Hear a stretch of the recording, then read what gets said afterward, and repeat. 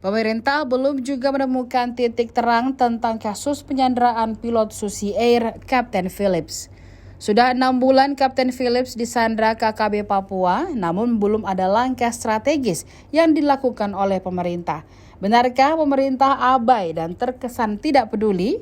Hal ini dikomentari Wakil Ketua Perkumpulan Lembaga Studi dan Advokat Masyarakat atau LSAM, Amiruddin Ar-Rahab. Amiruddin mendesak pemerintah untuk segera melakukan langkah-langkah strategis. Pasalnya menurut dia, jika aksi penyanderaan tersebut tak segera diatasi, maka masyarakat bisa menilai bahwa pemerintah abai. Dilansir dari kompas.com, hal itu disampaikan oleh Amiruddin dalam keterangan tertulis pada Selasa 15 Agustus 2023. Menurut dia, penyanderaan bisa terjadi kapan saja dan di mana saja selama kasus Kapten Philips tidak bisa diatasi. Sehingga persepsi tersebut akan memberikan dampak buruk kepada masyarakat luas.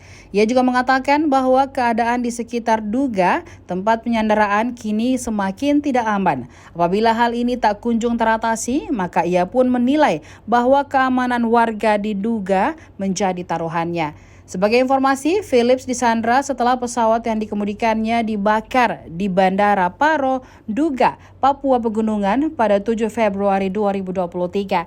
Saat itu, pesawat tersebut mengangkut 5 penumpang yang merupakan warga Papua. Philips dan kelima warga Papua tersebut sempat melarikan diri ke arah yang berbeda.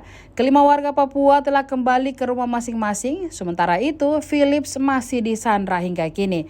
Total sudah lebih dari 6 bulan Philips disandra.